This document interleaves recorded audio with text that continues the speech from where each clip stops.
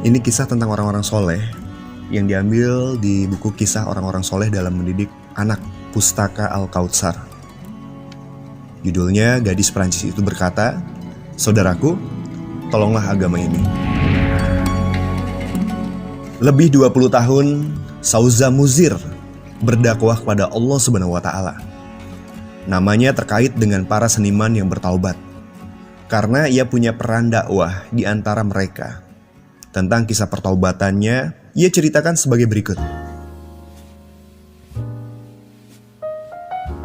Tamat sekolah dan kuliah di jurusan jurnalistik Fakultas Sastra. Aku hidup bersama nenekku yang merupakan ibu dari seniman Ahmad Muzir, pamanku. Aku menelusuri jalan-jalan di daerah Zamalek dan bolak-balik ke klub, seperti memamerkan kecantikanku pada mata binatang tanpa kehormatan dengan dalih kebebasan dan peradaban. Nenekku yang sudah tua renta tak sanggup lagi menghadapiku, apalagi ayah dan ibuku. Memang benar, anak manusia akan hidup seperti binatang, bahkan lebih hina lagi, kecuali yang dirahmati Allah Subhanahu wa Ta'ala. Sungguh, aku tidak banyak mengenal Islam, selain hurufnya saja. Meskipun berlimpah harta dan jabatan, aku tetap merasa takut pada sesuatu. Aku takut pada sumber gas dan listrik. Aku beranggapan Allah akan membakarku sebagai balasan atas kemaksiatan yang kuperbuat. Aku pernah berkata pada diri sendiri, jika nenekku yang sakit saja masih mendirikan sholat, bagaimana aku bisa selamat dari azab Allah?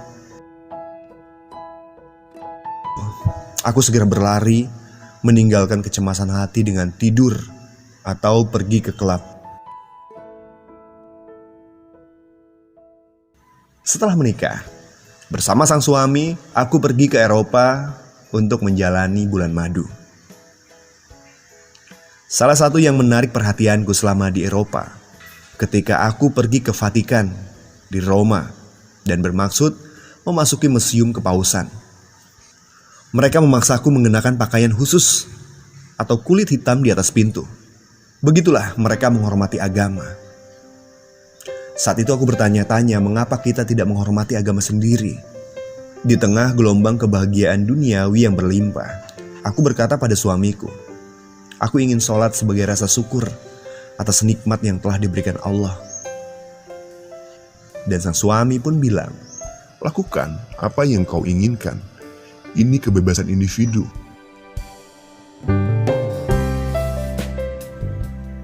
Suatu ketika, aku membawa pakaian panjang dan tutup kepala, lalu masuk ke dalam sebuah masjid besar di Paris dan mendirikan sholat. Di depan pintu masjid, aku membuka tutup kepala, melepaskan pakaian panjang, dan bermaksud menyimpannya di dalam ransel.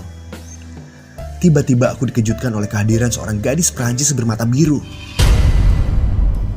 yang tiada akan pernah kulupakan sepanjang hidupku, mengenakan hijab. Dengan lembut ia memegang tanganku dan menempuk pundakku. Suaranya yang sahdu terdengar menyapa, "Mengapa engkau melepaskan hijab? Tidak tahukah engkau, itu bagian dari perintah Allah?" Aku mendengarnya kebingungan. Ia memintaku masuk ke dalam masjid untuk beberapa saat. Aku berusaha melepaskan diri darinya. Tetapi sopan santunnya yang teguh dan perkataannya yang lemah lembut memaksaku masuk seperti kerbau dicocok hidungnya. Gadis itu bertanya kepadaku, "Apakah engkau bersaksi bahwa tidak Tuhan selain Allah? Apakah engkau memahami maknanya? Kesaksian itu bukanlah kalimat yang hanya diucapkan oleh lisan, tetapi juga harus dibenarkan dan diamalkan." Gadis ini telah mengajariku pelajaran paling keras dalam kehidupan. Hatiku terguncang dan perasaanku takluk pada ucapannya. Setelah itu, ia menyalamiku seraya berkata, "Saudaraku, tolonglah agama ini." Aku keluar meninggalkan masjid. Pikiranku terus berputar sampai tidak menyadari keadaan di sekitar. Kebetulan pada hari itu juga suami membawaku ke kabaret, sebuah tempat kebebasan di mana laki-laki dan perempuan berdansa. dalam keadaan semi telanjang dan melakukan sesuatu seperti dilakukan binatang. Bahkan mungkin binatang sekalipun enggan melakukan seperti yang mereka lakukan. Sedikit demi sedikit, satu persatu pakaian mereka ditanggalkan. Aku jadi benci pada mereka. Bahkan aku benci pada diriku sendiri yang telah tenggelam dalam kubangan dosa. Aku tidak melihat mereka, tidak pula merasakan keadaan di sekitarku. Aku meminta keluar pada suamiku dengan dalih supaya bisa bernafas. Lalu, aku langsung pulang ke Kairo. Di Kairo, aku memulai langkah pertamaku berkenalan dengan Islam.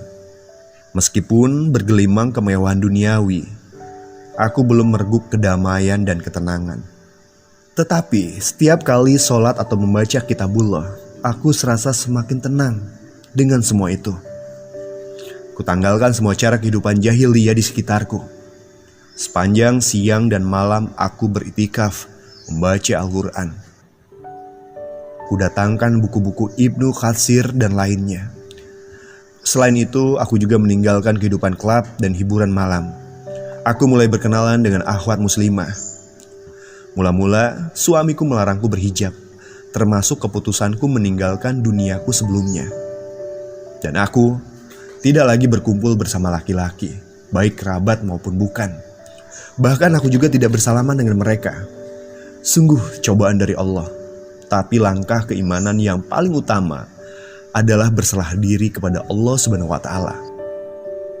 Selain itu, menjadikan Allah dan Rasul-Nya paling dicintai daripada yang lain. Akibatnya, timbullah masalah yang membuat aku dan suamiku hampir berpisah. Alhamdulillah, Islam meniscayakan keberadaannya di tengah rumahku yang kecil. Allah Subhanahu wa Ta'ala memberikan hidayah pada suamiku. Sekarang, ia lebih baik dariku, menjadi dai yang ikhlas berbuat untuk agama. Kendati menderita penyakit dan mengalami beberapa peristiwa getir dalam kehidupan dunia ini, juga cobaan yang kami hadapi. Tetapi, kami tetap berbahagia selama semua itu menerpa kehidupan dunia, bukan agama kami. Sumber buku kisah orang-orang soleh dalam mendidik anak, Pustaka Al-Kautsar.